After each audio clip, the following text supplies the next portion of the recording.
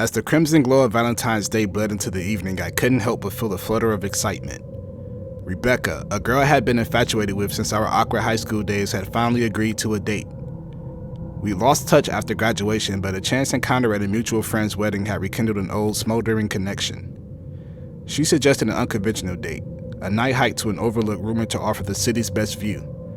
I was no outdoorsman, but the chance to be alone with her away from the world was irresistible. Our date began under the guise of a serene night. The trail was more rugged and secluded than I'd anticipated, but Rebecca's laughter made every step lighter. Hours into our hike, we reached the overlook and the cityscape unfolded beneath us, like a tapestry of jewels against velvet. The moment was surreal, perfect.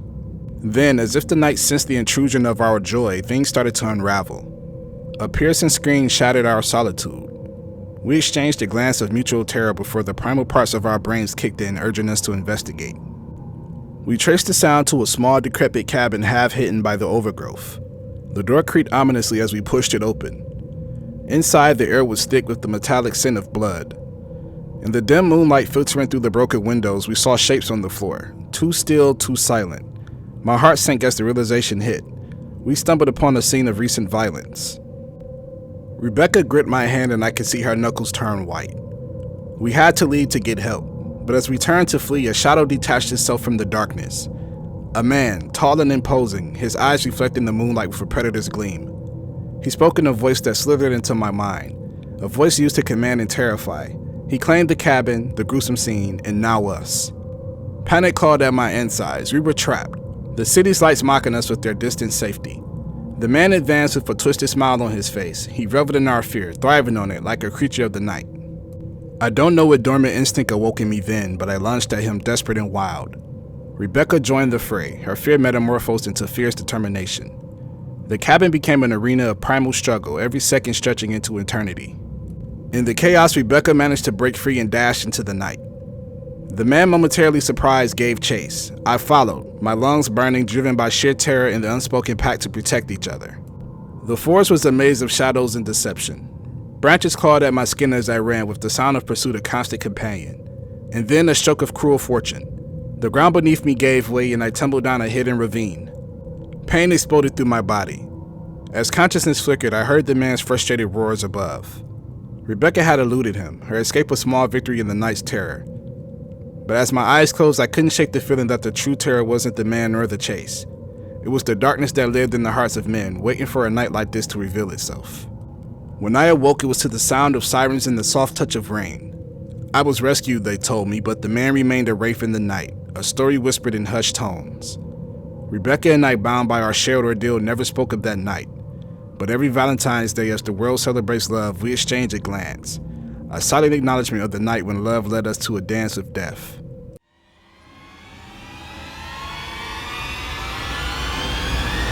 Valentine's Day was meant to be a celebration of the year Anna and I had weathered together, surviving long distances and life's unpredictable storms. To mark the occasion, I planned what was meant to be an ultimate surprise, a private overnight yacht cruise. The idea was to drift away from the world for a night, encapsulated in the serene embrace of the sea under a blanket of stars. The yacht was a vision of luxury, a sleek design cutting through the water with grace. The skipper, a rugged man named Captain Holt, greeted us with a nod, his demeanor as rough as the seas he navigated. As the shoreline receded, the vastness of the ocean enveloped us, the horizon stretching infinitely, blending water and sky into twilight.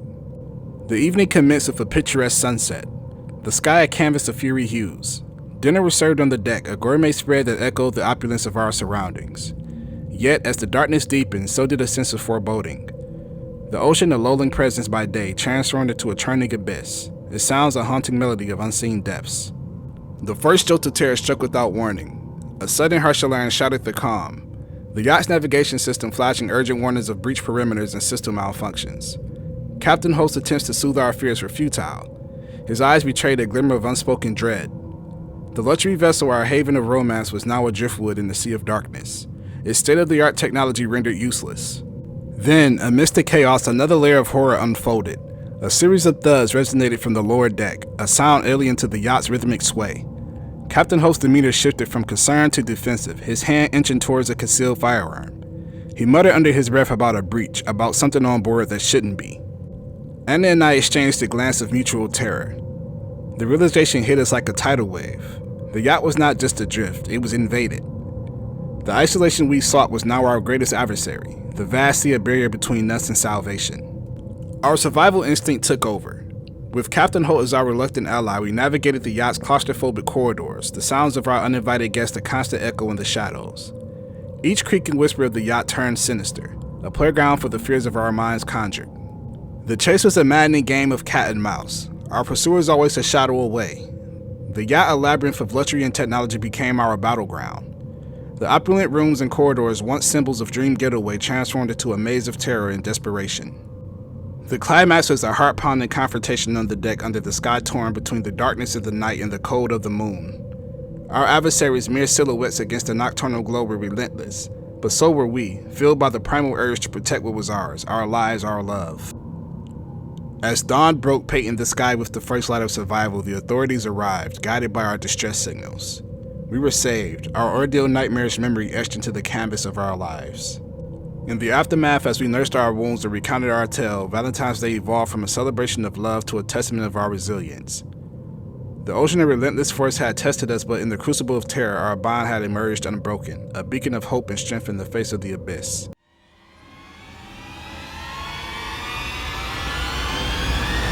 This Valentine's Day, I decided to keep things simple yet special for Emma.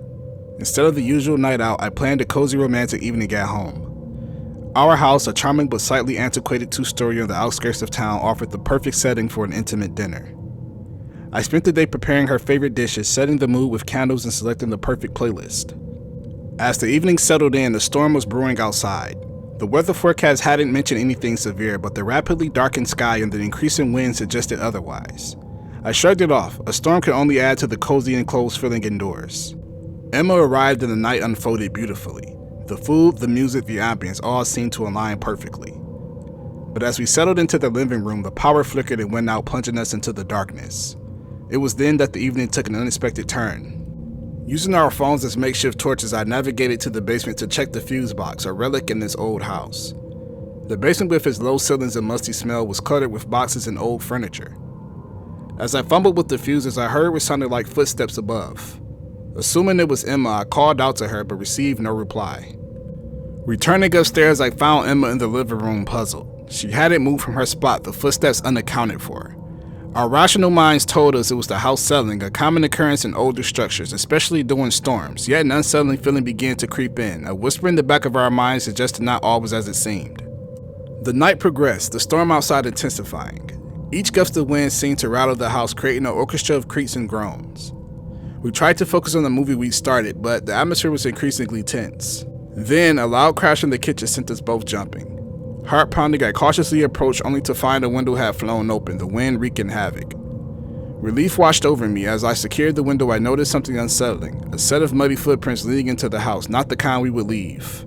Adrenaline surged as the possibility of an intruder loomed. I hurried back to Emma, trying to mask my concern. We decided to search the house together, moving cautiously room to room, our only light the dim glow of our phones.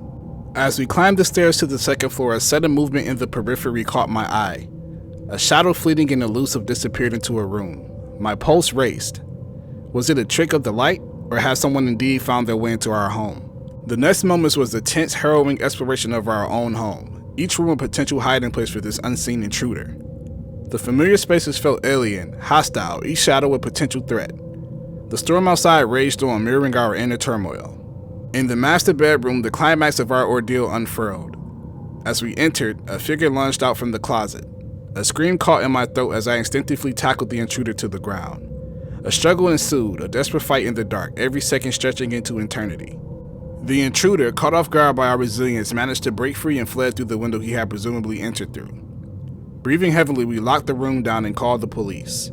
The aftermath of the evening was a mix of police statements and lingering fear.